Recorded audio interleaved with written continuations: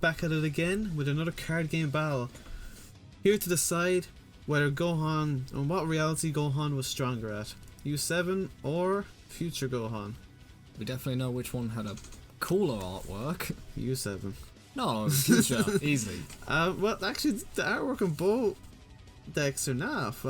I genuinely am disappointed by how boring the Awakened side is on Future Gohan. Well, the problem with Future Gohan is they made it a Trunks deck, not a Future Gohan deck. Yeah, well, the whole movie and everything was about Trunks. It was just, it's bizarre we don't get a Future Trunks leader. We get everything around him. Yeah. But one day we'll get Future Trunks. Well, we got Future Trunks Goku Black, but not Android Arc. Yeah. But yeah, I do think U7 is underplayed. I think it's actually it's tier 2. I think it could be tier 1, especially when the next set comes out. It will be in the top decks with the Goku leader. Yeah. But it does get some, I think 1 or 2 cards support from the U7 Goku deck. But at the moment, I still think it's a strong pick, and if you don't know how to play against it, it can be a tough match, especially with the drawing power this card deck gets. But the problem is consistency, because obviously if you don't see your skillless cards, or you don't see Ultimate Essence, it can be tough. Unlike, King Piccolo when it was at peak. Just the most consistent deck. Yeah, it was not only consistent, but there was a lot of ways to just protect yourself and hold your opponent off until you had all your pieces together, but I don't think Gohan really has that protection. And I think that's what Red has kind of suffered from, is that there's no safety net. And obviously going into the late game, Blue and Yellow both have enough to kind of just brush away the aggro. Yeah. So you kind of have to kill your games by turn 3. I kind of feel like if you're going up to turn 5-6, Red really kind of tends to fall towards all the options Yellow and Blue do have. Yeah. The good thing about Future Gohan is it is a very consistent early game awakener. Yeah, no, immediately, by turn 3 you're already kind of off and running. Yeah. It's quite tough to deal with to some degree for Red, because we don't have a God Ceiling, we don't have counters. So for the most part you're kind of just letting decks kind of just resolve their strategies. Like you can topo and stuff, you can prevent attacks, but there's, aside from the Yamcha, Merciless Barrage and stuff, but again, a lot of boss monsters will have Deflect and stuff. Yeah, and Yamcha's only reducing by 15, like, he's probably the worst of the 3 counterplays. I mean, he does allow you, the thing about Yamcha that people don't realise is that you can actually play a second Yamcha, while a lot of the other counterplays say you can't play any more counterplays. True. While Yamcha, I remember playing a guy, and I Yamcha Merciless Barraged him twice, and he had to go off and really card, and it actually just states you can only play, or you can't play any other counterplays than this card for the turn, which was a nice change. But obviously, how many times are you gonna have more than one in hand? Yeah, I would much prefer the other colors versions. Obviously, Charismatic Villain I think is probably maybe the best one of the I'd agree. colors. Just the fact that it's the counterplay that gets around Deflect the best. Yeah.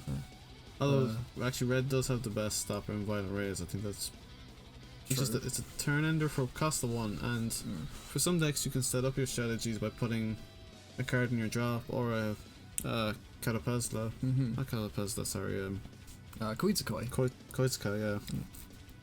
Getting back to the match though, kind of running out of gas with Future Gohan here.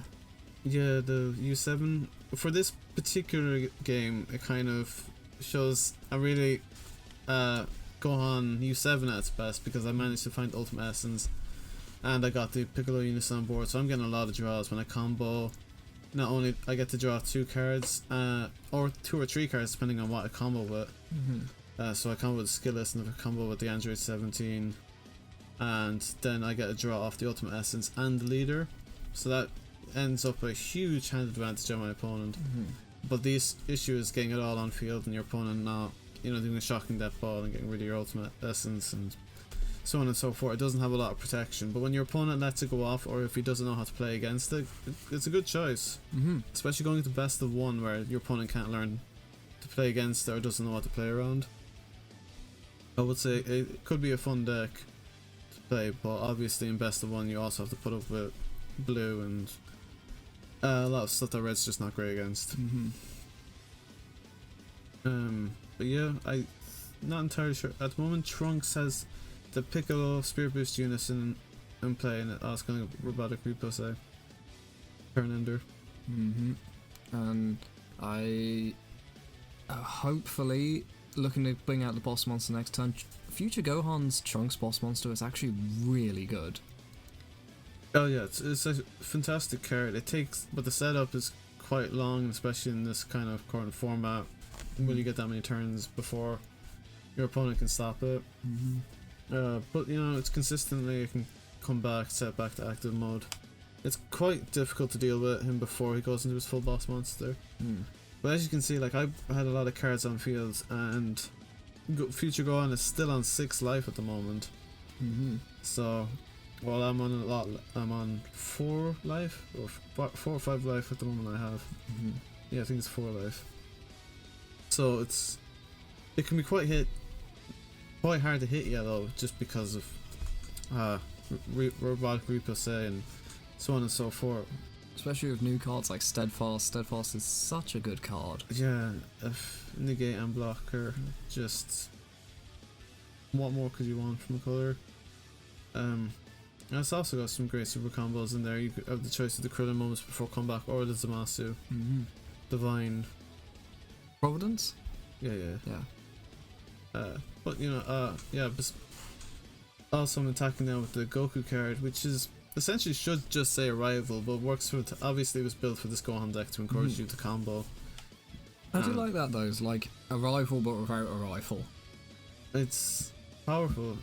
It's kind of going full aggro. The Bardock's come out. I've attacked with the Goku, so I just have the skillless, and I'm going for the dual attack. I'm trying to end it now. Sadly, the fighting against Fate got hit by Steadfast. And then I tap 2 to blow up the Turles. So that looks like I'm saying, like, hey, one more turn I'm going to give you, because and if I had one more, if that Turles was out for the next turn, then I would have struggled with that double strike. All the Wicked Saiyans coming out. Yeah, I love this SCR actually. Yeah, it's a better Zeno Shenron. Like, unless you're playing Shenron, there's no real reason to play that card anymore with Wicked Saiyans around. And it fits into 4 different strategies of, I mean, who plays Raditz but Turles, Broly, and Goku Black, which is coming up in the next set.